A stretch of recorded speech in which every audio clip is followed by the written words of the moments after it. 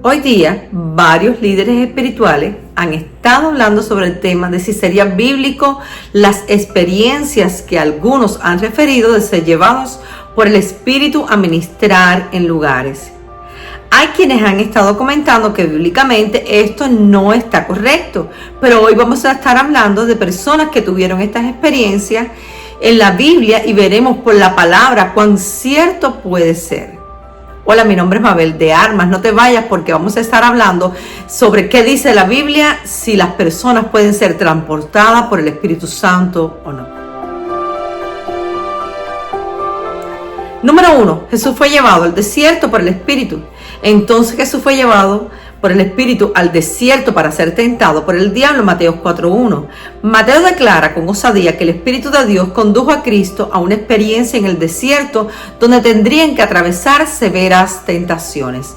Aún es más sorprendente que este versículo sigue directamente con una escena de gran gloria cuando Jesús acababa de ser bautizado en el río Jordán. Al salir del agua se abrieron los cielos y el Espíritu de Dios descendió como una paloma y reposó sobre su hombro. Y hubo una voz del cielo que decía: este es mi Hijo amado en quien tengo complacencia. Mateo 3:17.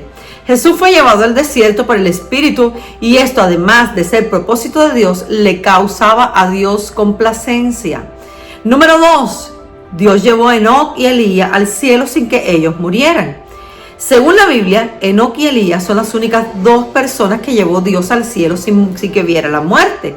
Génesis 5:24 nos dice: caminó pues Enoc con Dios y desapareció porque le llevó Dios. Segunda de Reyes 2:11 nos dice: he aquí un carro de fuego con caballos de fuego, apartó los dos y Elías subió al cielo en un torbellino. A Enoc se le describe como un hombre que caminó con Dios 300 años. Génesis 5:22. Elías quizás fue el más poderoso de los profetas de Dios en el Antiguo Testamento.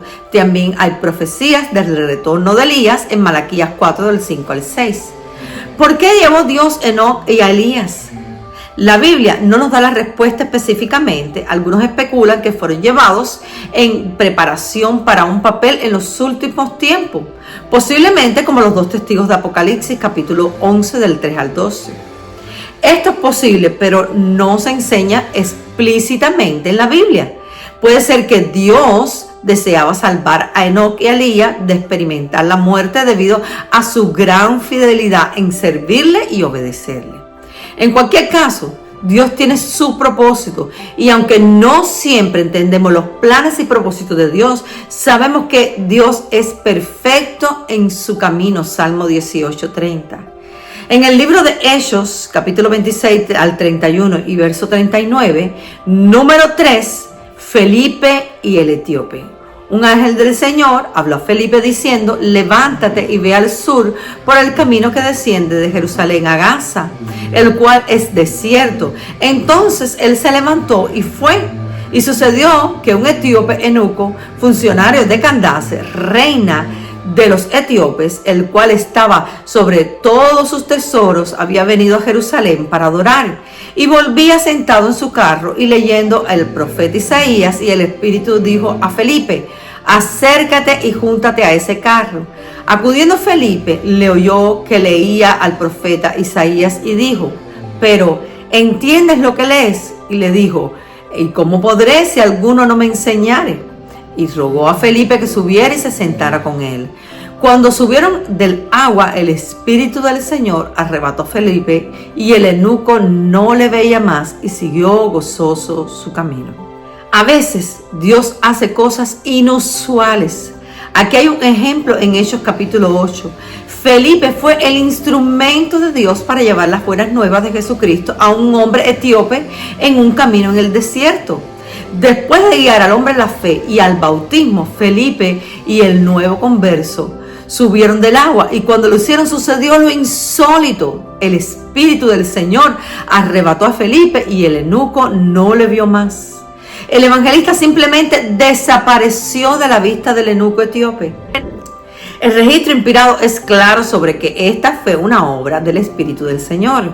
Felipe fue sobrenaturalmente transportado lejos del lugar del bautismo. Pero Felipe no fue al cielo En cambio, Felipe se encontró en Azoto. Fue un milagro de transportación.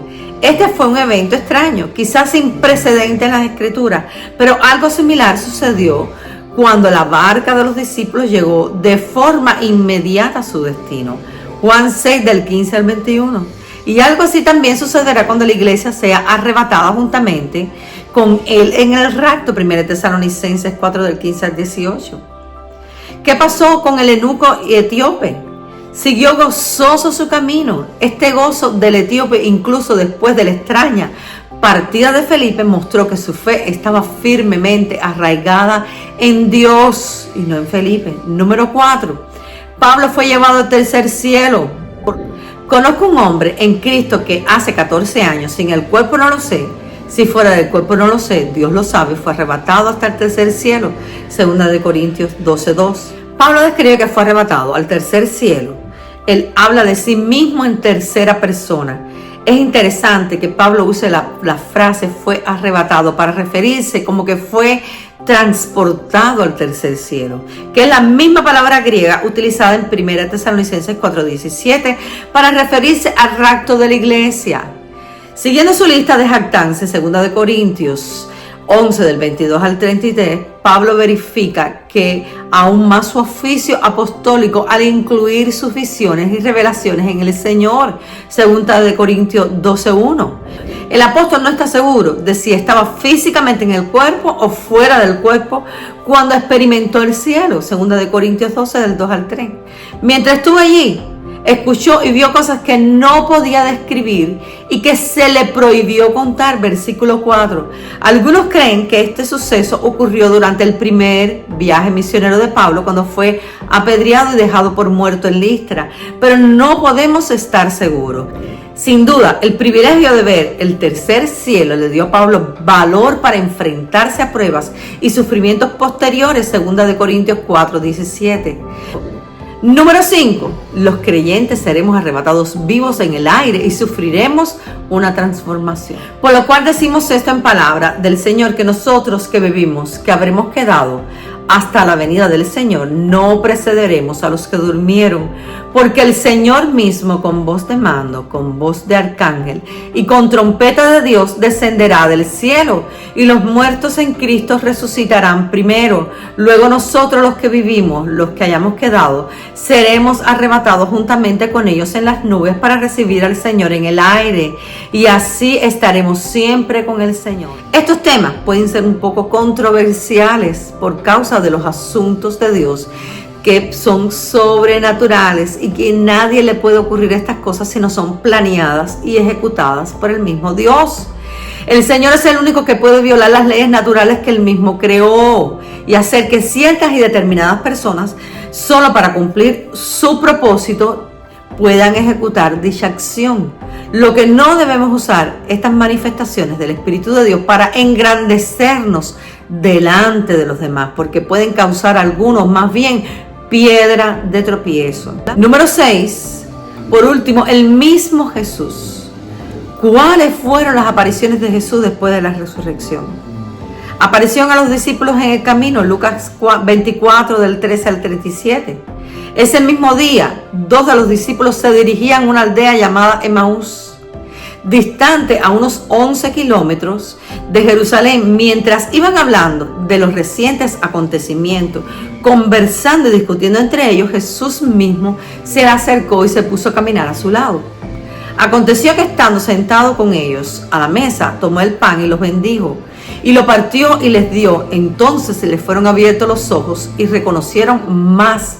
Él se desapareció de su vista y decían: ha resucitado el Señor verdaderamente y ha aparecido a Simón. Aparición a los apóstoles sin Tomás. Finalmente se apareció a los 11 mismos, estando ellos sentados a la mesa, y les reprochó su incredulidad y dureza de corazón, porque no habían creído a los que le habían visto resucitado. Mateo 16:14. Jesús se aparece a los discípulos. Mientras ellos aún hablaban estas cosas, Jesús se puso en medio de ellos y les dijo: paz a vosotros. Entonces, espantados y atemorizados, pensaban que veían un espíritu, pero Él les dijo: ¿por qué estáis turbados y vienen a vuestros corazones estos pensamientos?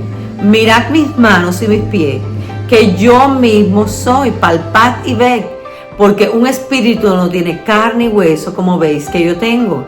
Y diciendo esto, les mostró las manos y los pies. Lucas 24, del 36 al 40. Incredulidad de Tomás. Pero Tomás, uno de los 12, llamado Dídimo, no estaba con ellos cuando vino Jesús. Y dijeron pues los otros discípulos: al Señor hemos visto. Y le dijo: si no viere en sus manos la señal de los clavos, y metiere mi dedo en el lugar de los clavos, y metiere mi mano en su costado, no creeré. 8 días después estaban otra vez sus discípulos dentro, y con ellos Tomás. Llegó Jesús, estando las puertas cerradas, y se puso en medio de ellos y les dijo: paz a vosotros. Luego dijo Tomás: pon aquí tu dedo y mira mis manos. Acerca tu mano y métela en mi costado, y no seas incrédulo sino creyente. Entonces Tomás respondió y le dijo: Señor mío y Dios mío. Jesús le dijo: porque has visto, Tomás, creíste. Bienaventurados los que no vieron y creyeron. Juan 20, del 24 al 29.